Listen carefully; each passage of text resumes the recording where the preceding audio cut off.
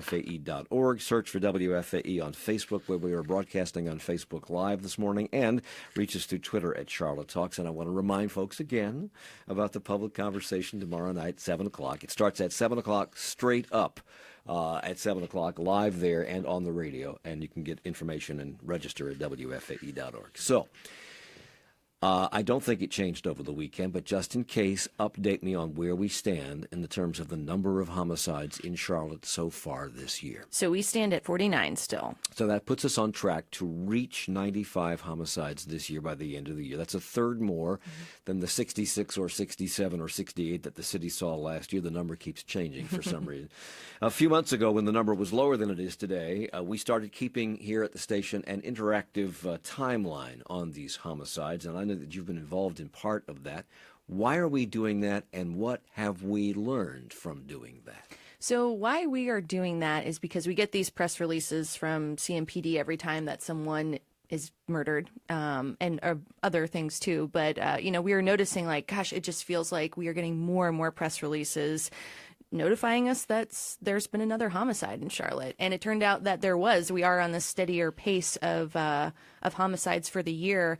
So we decided, we're guilty of it in the media too, of just seeing people as numbers when you just get press release after press release. And it was like, well, let's press the pause button here for a second and let's look at these people and see who they were, because they were all someone's son or daughter, a friend, teachers, paper delivery people, young 14-year-olds that were just at the wrong place at the wrong time.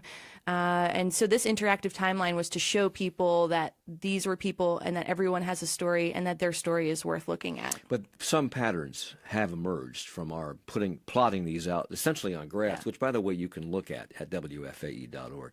What are some of the patterns? What are we seeing emerging here?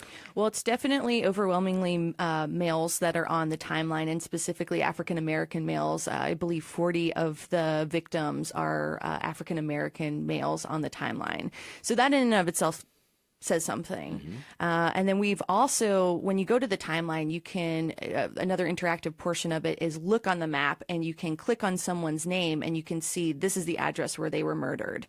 And you can see, okay, where is that in Charlotte? And a lot of these homicides are happening in North Tryon Division and in the northern part of the state.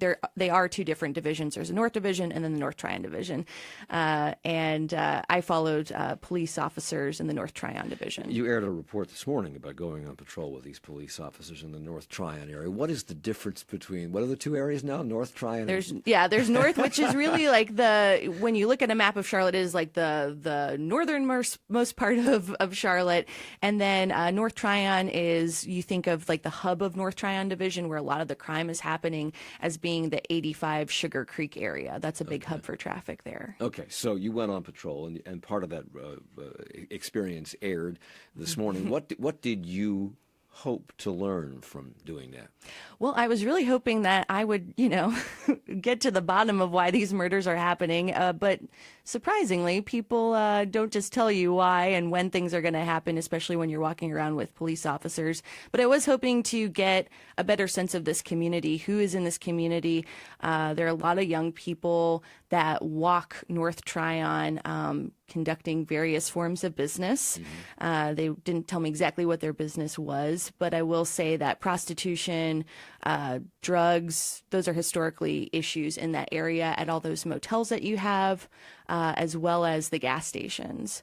So I was hoping to hear from people about how they feel just living in this neighborhood and in this area.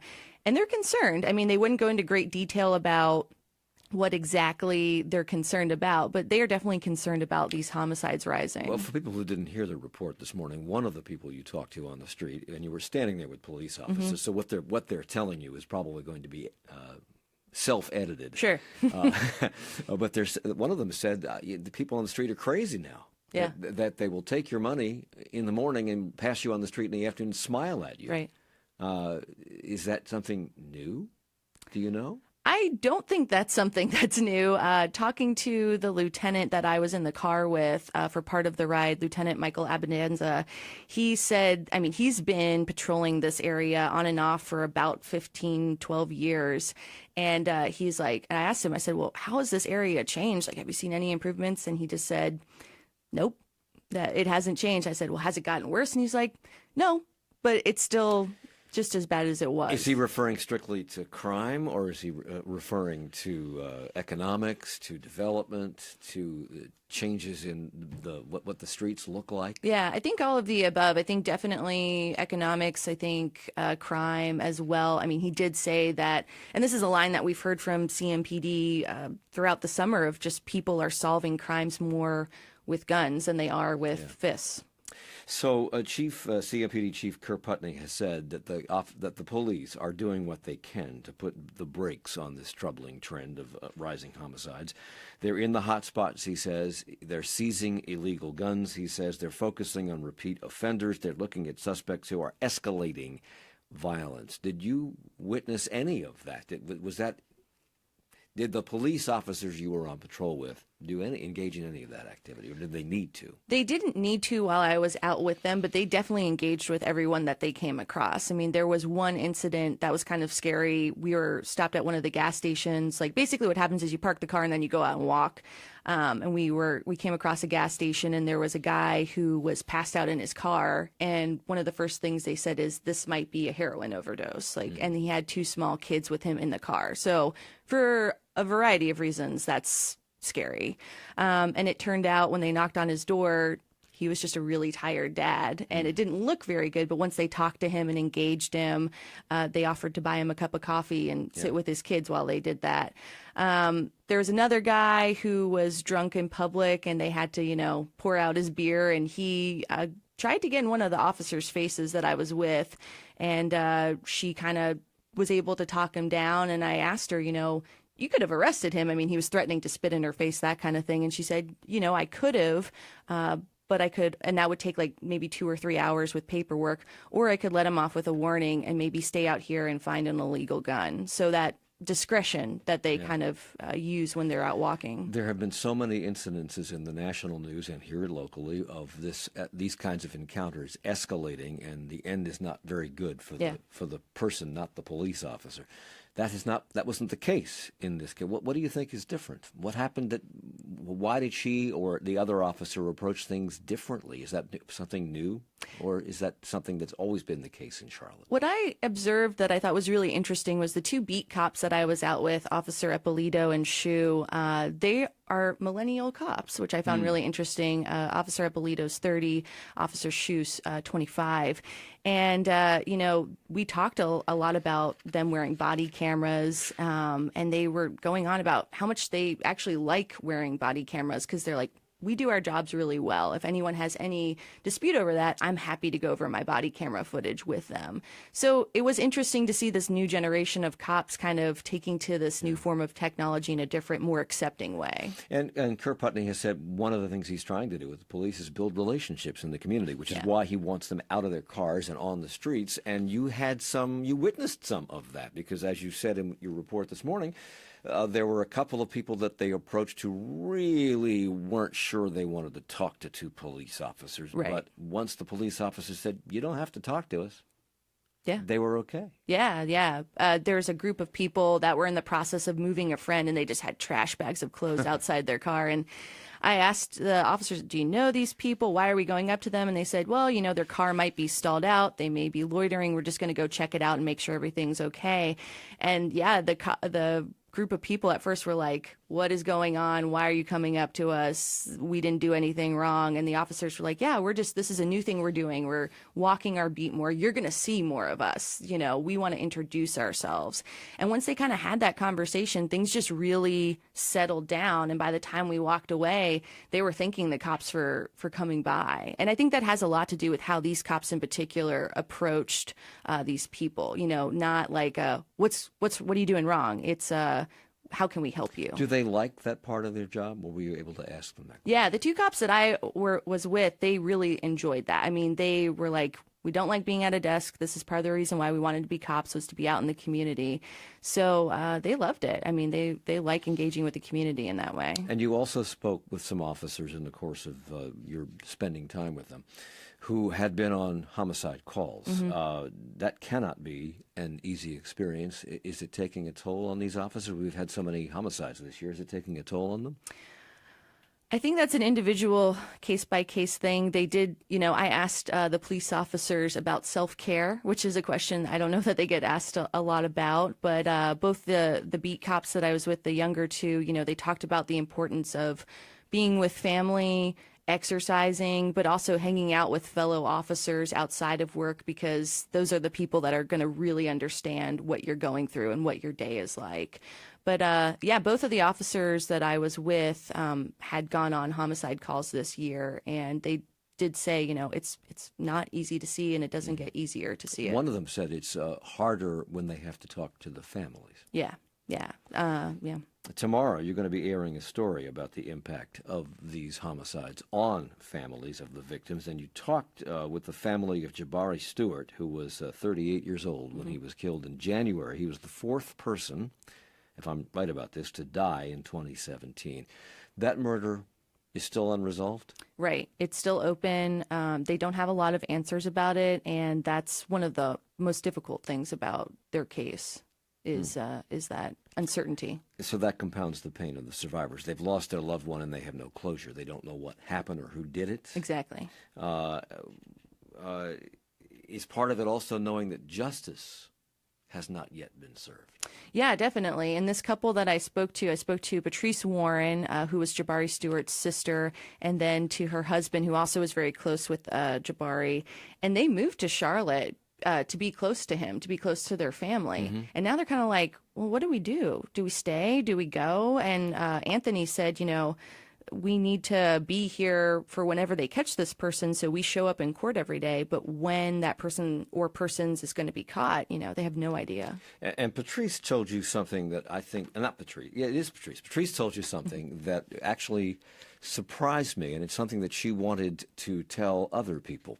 What I really want the community to know is that I feel like I've been guilty, and the one thing that I've been guilty of is not getting involved until it affected me. Hearing stories, and you get so immune to hearing things going on the news, and just being detached and feeling like this is what is happening to other people, is just not that way. This can come to anyone's doorstep. This was a man who was going to work, who paid his bills, who someone felt that by him living in a home and driving a nice vehicle, that he was doing something worth coming into his home to take. And that can happen to any of us. So that's what's going to take, isn't it? People getting involved? Right, yeah. Sarah Delia is with us. We're going to come back and hear from Anthony Warren, her husband, in a moment, and a few other final details on all of this. You can hear her story from this morning on our website at WFAE.org, and there'll be a follow-up tomorrow morning on Morning Edition. It's Charlotte Talks on WFAE. Support for Charlotte Talks comes from WFAE members and Urgent Vet Pet Clinic, providing veterinary urgent care 365 days a year for Charlotte pet owners. Locations now open in Fort Mill and Belmont. Your pet can't wait to feel better. More info at urgentvet.com. And Hendrick Jaguar of Charlotte, presenting over 100 new vehicles located on East Independence Boulevard. Details at jaguarcharlotte.com. The race for Charlotte mayor is on and bound to draw national attention. It's already attracting lots of money from all over the country and could set a new record for fundraising. So we get an analysis in the first part of the program tomorrow, and then an update on the grocery store wars that are raging in the Queen City. Now that Amazon is planning a takeover of Whole Foods, there could be a ripple effect. That's tomorrow on this program at 9 with guest host Eric Spanberg.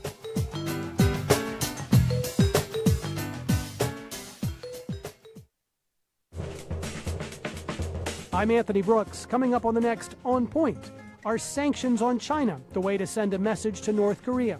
We'll hear the case and the pushback. That's coming up on the next On Point from NPR. Join On Point this morning from 10 to noon, right after Charlotte Talks with Mike Collins on listener-funded Public Radio 90.7 WFAE.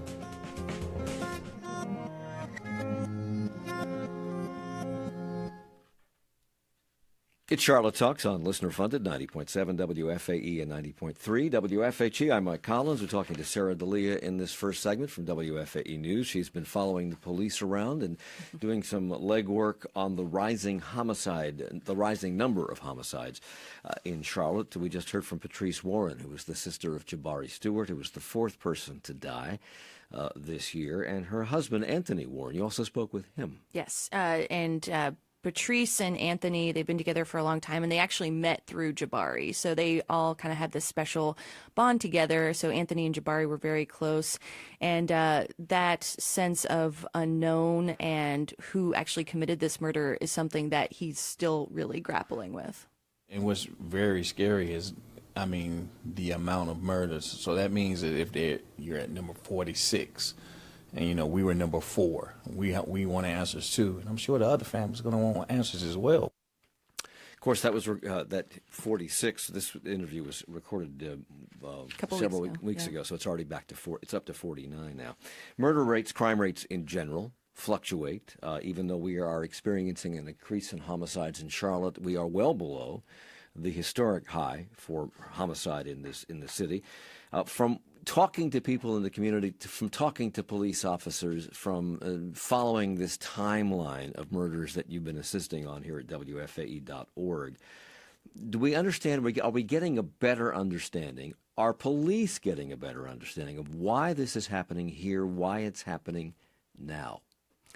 That's a hard question to answer, but for one, I've gathered is drugs is a problem, prostitution is a problem, especially in the North Tryon division, and people do seem to be kind of escalating things quicker with guns. It seems like more and more guns are on the street, and I know that's something CMPD has talked about over the last year, and especially over the summer, is that's what they want to do, is they want to find those guns on the street that aren't supposed to be on there. But it just seems like this is the way that people are resolving their problems these days is through violence. And I know that we are, when you look at the big picture, we are still below, it's been worse in Charlotte when you look at the 90s, but it's hard to tell that to people who this is their lives and this is what they're living with every day. Yeah, when you aired the report this morning, one of the people said, and it's been said by Chief Putney, is that people are using guns stupidly. Well, the use of a gun is probably stupid anyway, but they're using them to do things that formerly you would have come to a conclusion without a weapon. Right. And that's disturbing. Sarah Delia's stories can be heard on WFAE.org. She has a new one tomorrow morning on Morning Edition, and we will be having a public conversation about this at 7 p.m. tomorrow evening at Friendship Missionary Baptist Church. Kerr Putney will be among the guests. CMPD Chief will be among the guests. You can get information about how to attend that public conversation on our website at WFAE.org, and you can hear it here live beginning at 7 p.m. sharp tomorrow night. Sarah, thank you. Thanks, Mike.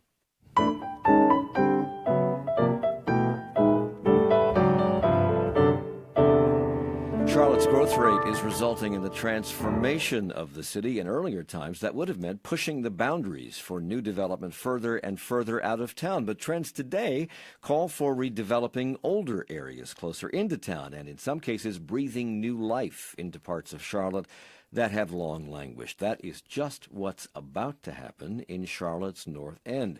As part of our occasional block-by-block series, we're going to spend the rest of the hour looking at plans for that area, specifically what's being called Camp North End. That project is slated to bring offices, restaurants, entertainment options, and housing to a 75-acre industrial site on Statesville Avenue, which includes old buildings and warehouses that actually have some history. Here to talk about that, we welcome back architect and planner Terry Shook, who is also a founding partner and principal of Shook Kelly, which years ago was the firm that came up with the name Historic South End. I'm told also you came up with the name North End. Is that right? That's true. Are you on a roll here? We'll see. It's all these hard names you have to come up with, north right. and south and end of the line. Yeah. Varian Shrum is also in our studio. She's community manager at Camp North End. We'll talk about what that means a little bit later. Welcome to the program. Thanks for having me. Nice to meet you. And in New York is Damon Hemmerdinger. He's co-president of ATCO Properties and Management, a real estate group from that city that is developing Camp North End, the project on Statesville Avenue. Thank you for joining us as well. Morning, Mike. Morning. Terry, let me talk about you first. We've heard about plans to redevelop the North Tryon corridor, and we just talked about the difference between the North Tryon corridor and the North Tryon area. I can't keep the names straight. But the city has already created the Applied Innovation Corridor on North Tryon and the North End Smart District. Is this project part of either of those or both of those? Oh, I think it's the tip of the spear. I think whether or not we can, as a city, actually create a North End that's both unique and has the same value that South End has now proven to have depends upon projects such as Camp North End. It's interesting, I have to say, because obviously you're in the studio, you know I have gray hair. Mike, we share that. I can actually remember when those missiles, I can remember when those missiles were parked on that sideline during the Cuban Missile Crisis. I'm 5 years old listening to Walter Cronkite talk about missiles coming our way and being over there in this area with my dad and seeing those missiles parked there. So, that old man on TV wasn't kidding. Yeah, they're right there. Either you talked about this with me several years ago or somebody else was on this program talking about it, but I remember having a conversation about that area, that it housed Model T factory for Henry Ford in the 1920s. It was also the place where a lot of missiles came, and that's why it's called Camp North End, because of its military association, correct? That's correct. Charlotte Army Missile Plant was an acronym the Army used when they were here. Give me the acronym again. Charlotte Army Missile Plant. Okay. They were in the building from 1941 in World War II all the way through the Cold War.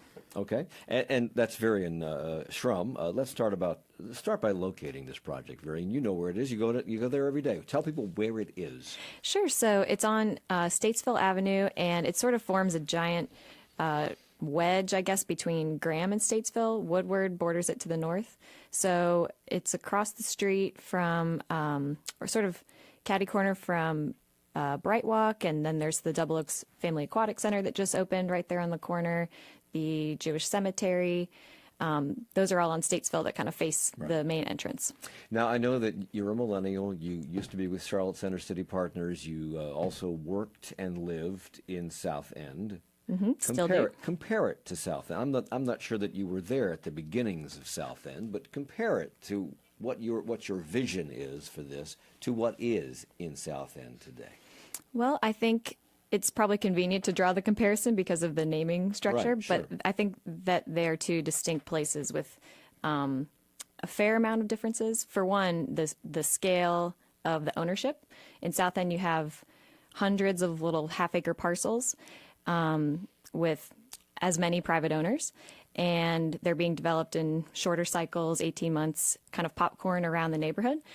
And then conversely, in North End, you have fewer owners, but with larger parcels. And so in our case specifically with ATCO, we've committed to around a 20-year development cycle for this one 75-acre parcel.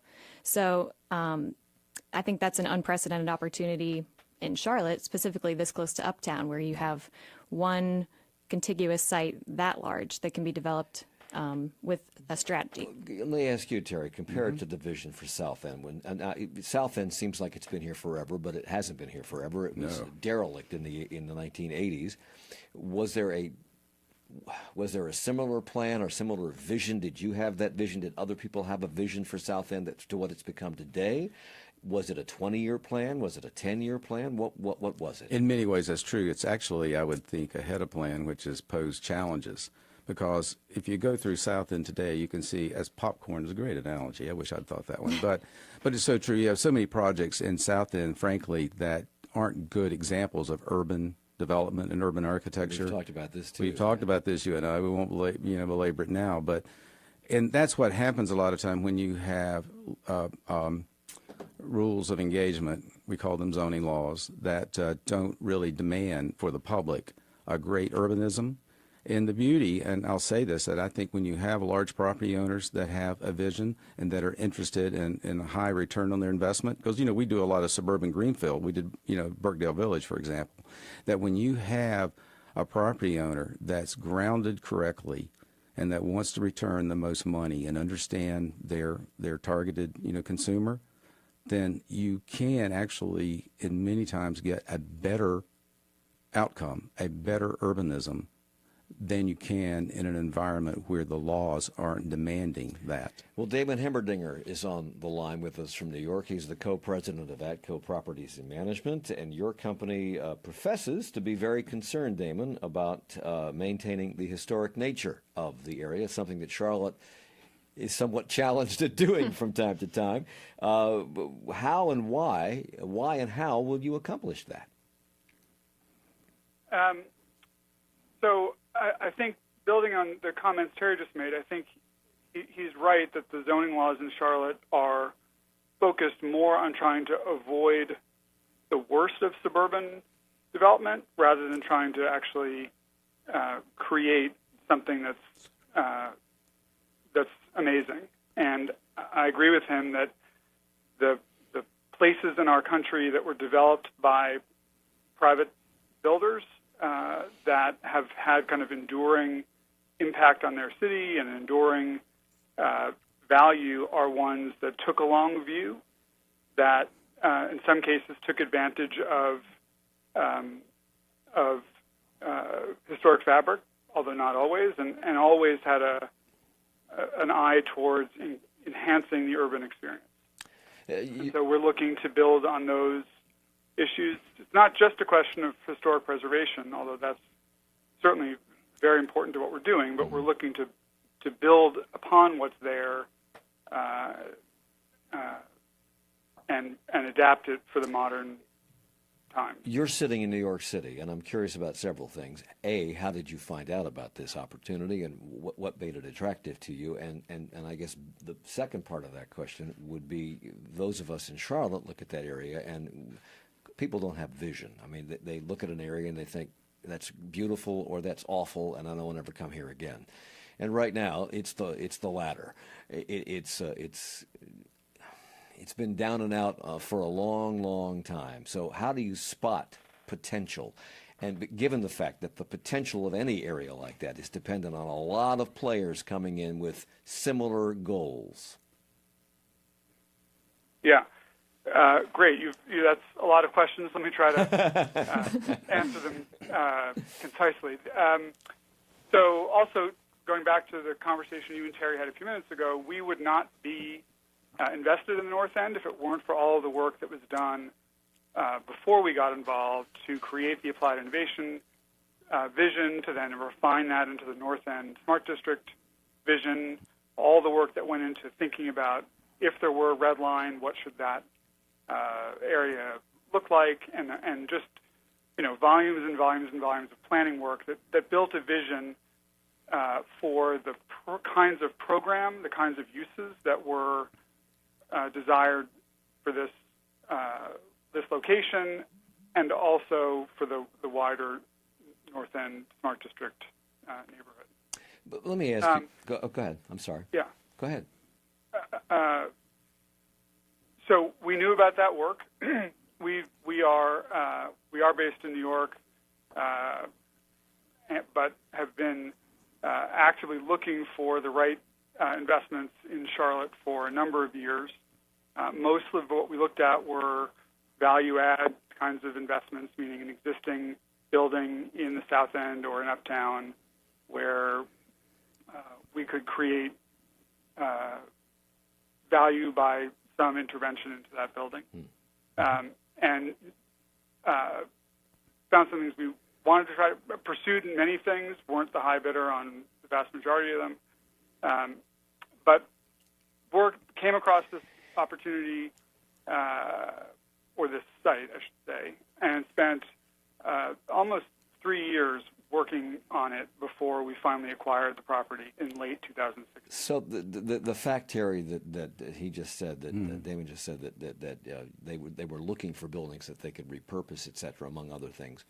This site has those buildings in spades. It has those buildings. One thing I might add, too, because it's a nice nod to the work a lot of people have done, and you have to go back and give credit to the Charlotte-Mecklenburg Housing Partnership. When they came to me, I guess it's 2005, and said, we want to look at repositioning Double Oaks after all the good work they'd done in Genesis Park.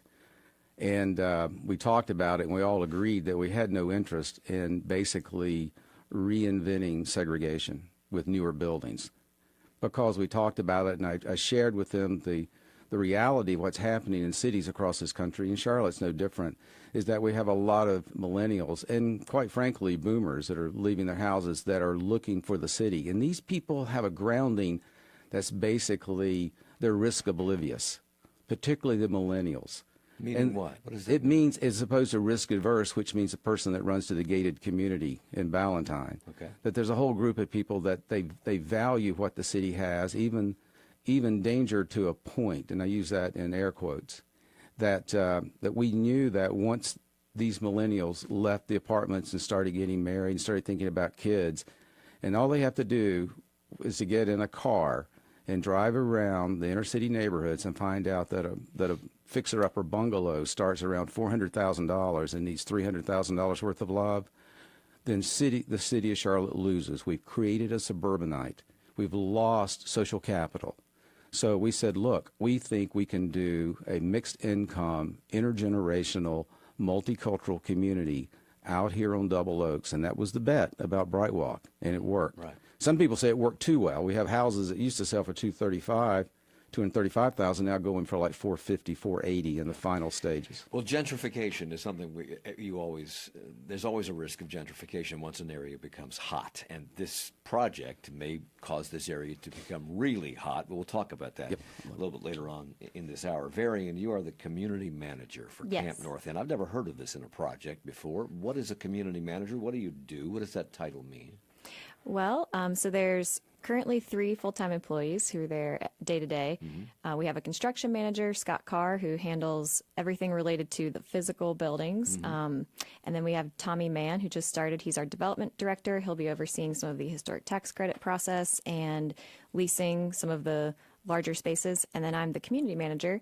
So on a day-to-day basis, I'm always thinking about how are we creating a sense of place on this site, creating a sense of community, both within the tenant mix and also as we interface with the surrounding neighborhoods. I read about you that you have developed what is described as a passion for creating a sense of community, and that came in part from living and working in South End, also from a class you took called Designing Cities. Is all this accurate? This is a deep cut, yeah. It is. So why is that so important to you, and how do you do it in 30 seconds? I think I've just always had a love of bringing people together. Whenever I'm hanging out with different groups, I just kind of like to be the facilitator between different people. And so now that's sort of translated to my career, and I'm trying to make that manifest in physical space. That's Varian Shrum, who is community manager for Camp North End, which is the project we're talking about out there on Statesville near North Tryon. Terry Shook is an architect and planner and founding partner of Shook Kelly. And Damon Hemmerdinger is the co-president of ATCO Properties. They're developing all of this. We'll come back and talk more about it in a moment. It's Charlotte Talks on WFAE. Support for Charlotte Talks comes from WFAE members and Charlotte Douglas International Airport. During the summer, the long-term economy parking fills up fast at CLT Airport. Parking alternatives and travel tips are available at cltairport.com. And Live Nation presenting the Wheels of Soul Tour 2017, featuring Tedeschi Trucks Band, the Wood Brothers, and Hot Tuna. Sunday, July 16th. At the Charlotte Metro Credit Union Amphitheater. Tickets available at livenation.com. Our sanctions on China, the way to send a message to North Korea. They'll hear about that, calls for that, and about pushback during On Point, coming up in 20 minutes with guest host Anthony Brooks. And then you're invited to join us tomorrow evening at 7 o'clock for a public conversation about Charlotte's growing homicide count. That will be at Friendship Missionary Baptist Church. We'll also be live on the air beginning at 7 p.m. sharp. Registration and details at WFAE.org. In the midst of all the challenging news and complex stories, the bill changes how insurance companies are launching an intercontinental ballistic missile. The chief ignores the recommendation. Wright says, then that decision goes to the city manager. NPR takes the time to unpack events as they happen and explain what they could mean for the world tomorrow. For news with context and understanding, stand with the facts. Listen to All Things Considered every day. Stay in touch with 90.7 WFAE. It's Charlotte Talks on WFAE and WFHE. I'm Mike Collins, and we're talking about Camp North End. This is a new development on the north side of our city, near Statesville Road. It is a historic area in which Model Ts were once manufactured in the 1920s, where the military stored missiles during the Cold War. And we're talking about all this with Damon Hemmerdinger, who is the co-president of ATCO Properties. They are developing this area, which I think is about 75 acres. It's an industrial site intended to be live, work, play, ultimately. Varian Shrum is the community manager for Camp North End. Terry Shook is an architect and planner who I thought was associated with this, but you're not. No, not at all. I do like what Damon's saying, though. What a refreshing commentary on this large investment. That's what you said in the break, and I just assumed that the two of you knew each other. And Damon, Terry has been a longtime proponent of smart development and of new urbanism and designing spaces that work sensibly. And evidently, the two of you unknowingly are on the same page. And for a developer, what I'm hearing from Terry is that's unusual. How did you become so enlightened? Well, I've known Terry's work from paying attention around town, so it's flattering to be complimented by you, Terry. How did I become so enlightened? I'm not sure that I really am. I think I grew up as a urban, as a city kid in New York, and have learned, starting from a freshman environmental geology course in college where we measured landslides and streams and realized for the first time you could study the world around you rather than just studying what's in books. And kind of from that moment forward, have learned that watching how people use places and use spaces and what they do and how they express their vision as artists or business people or residents or office workers, those are the ingredients. And when you put them together, you make places that are ultimately better for the people who live or work or play at them, and are ultimately, hopefully, better real estate investors or investments for the people who put capital into the project. That dovetails with what I was about to talk about. We invited the city of Charlotte to send a representative to be on this program with us, and no one was available, but they did send some information that stressed the city's focus on community engagement as the foundation for what they called smart city projects, of which this is one, I take it. They said that the city wants to ensure that they are, quote, building with our residents and not for our residents, saying that shiny technology is not good if it does not improve the quality of life of citizens. So how is this project making sure that it hits those notes? Well, I think that's the next part of the discussion, and from what I hear, I think that will take place. The one thing I think that's really on the top of everyone's mind, Mike, in this community since the events of last September, the protests which led in sporadic areas to riots, is the idea of inclusivity. And again, getting back to Brightwalk, that was intended to be an inclusive community. A third of the units there are 30 and 60% AMI tax credit or bond funded affordable housing. And I defy people to go in there and find one versus the other, which was the intent. And I think that as we go forward as a community and as smart developers will discover that building places with intentionality, where we do bring people together of difference in terms of race, in terms of culture, in terms of economic status, with the idea that all boats float, that's our big challenge. And we've talked about this too before. I think it was you and me, Terry, the fact that Charlotte is now landlocked. It cannot really annex anything anymore. So the only opportunity we have for growth, and in a city, if you don't grow, you die, the only opportunity we have for growth is this infill kind of development. Absolutely. And what we're doing here now is building a city. It's not just buildings here and there. It's building a city. We have to decide what we want it to look like, be like, act like, and how it interconnects. And how it lives. And I will say this is a challenge a city has in order to give people such as ATCO encouragement to continue to invest here. We have to address the elephant in the room, which is Charlotte Mecklenburg schools or schools in general. Think about it, Mike. the greatest legacy of the 20th century was when this state decided to, after the events of the court cases and what have you, they decided to force the merger of city-county schools and would only fund one administrative unit per county. For Charlotte and other places like Wake, that meant that unlike places like Birmingham, Alabama, it didn't force white flight. We said, we're going to try and work this out. And yes, it came with busing, a lot of other things that were irritating to people at many levels, but it meant we could start to build a community where schools mattered and so people what are you mattered. saying today? I'm thinking that I am fearful of where that policy goes personally in the future.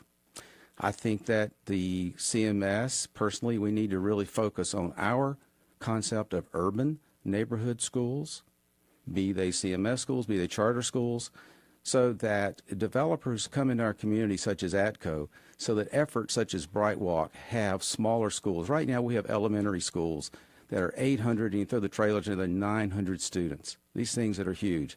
We need to have smaller grain schools where different communities can be connected. We saw the start of this with the Sedgefield-Dilworth pairing, and that's an administrative approach to this, but we need to be more intentional and more strategic, and it needs to go down to the size of schools. Speaking of Bright Walk, Adrian on Twitter has written, she says she's a Bright Walk resident, and she says, my partner and I have been amazed by the sincere interest of Camp North End to engage the community. That's your job. That's your job, Good for you. Hey, Adrian. How do you engage the community, and why is it important?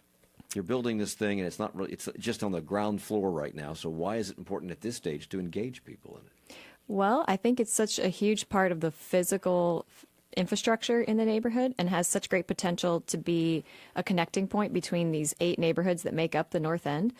Right now, the 8 neighborhoods all touch the site but are basically obstructed by it. And so if you want to get from Park at Oak Lawn to Lockwood, you have to go basically a mile, I'm exaggerating, around the site. Mm-hmm. Our hope is that this 75 acres becomes part of the fabric of the surrounding neighborhoods, and so, like you said, infill development, where we'll have roads continuing cross streets through the site, connecting Graham and Statesville, and creating a walkable environment where people can gather and see neighbors, and it'll sort of be like a common ground rather than a wall between the neighborhoods. So I've read an article about this, well, it's not an article. Charlotte 5 does not engage in articles, but they say that one of the things that we should know about this project is that it is huge. That's a quote.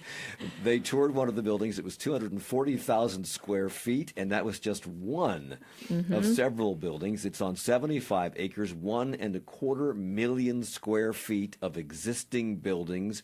So will more new buildings go up, or are you repurposing, Damon, just the old buildings that are already there? Yeah. So let me just go back one second, if you don't mind, and then answer that question. Just to talk about community engagement myself. I actually first got to know Charlotte in the late 1990s when a group called America Speaks, a national nonprofit that I was involved with and later board chair of, partnered with a project of the Carolinas Foundation called Voices and Choices, led by Betty Chafin-Rash and Tracy Russ, who's in your sound booth right now. Hiding. And we, in that work, we were focused on how to engage very, very large groups of people to have authentic discussions around policy issues and actually get to a set of recommendations to leaders. And I can tell you, having been part of that over a 15 or so year process, some in Charlotte, but mostly in other parts of the country, it's very doable. It's costly in terms of time and resources, and somebody has to pay for the convention center for people to be in and so forth. But if you set it up right and you ask people the right kinds of questions, you can actually get people from across the demographic spectrum and the political spectrum to come together.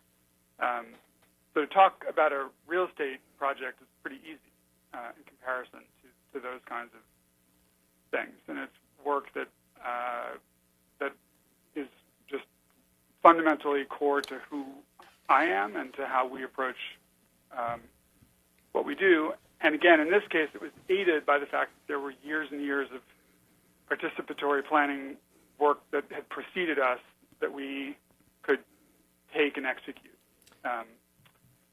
Getting to your question. Well, getting back to the question about structures, that according to the Charlotte Observer, eventually there will be 1,500 new apartments, 200,000 square feet of shops and restaurants, up to 1.5 million square feet of office space.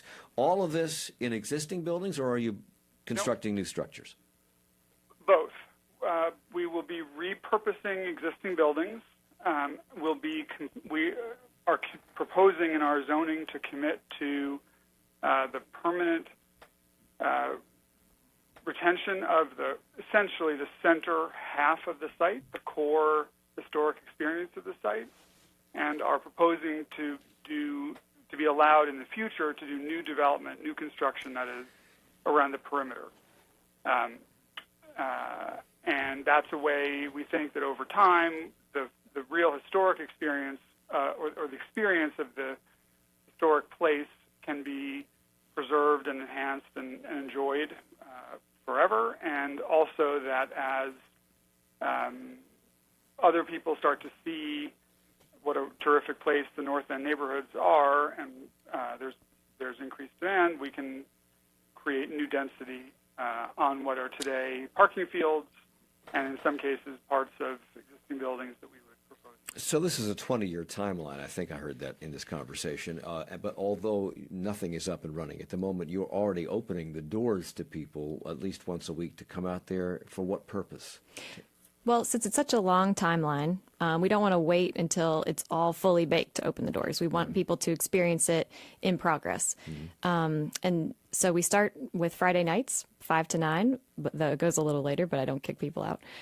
Really, we just bring in some food, some music, some unexpected arts and cultural elements, and just try to appeal to a wide range of food preferences, music preferences. And your goal for that is what? Just to make people come there and realize that it's going on? Is that the goal, or what is the goal?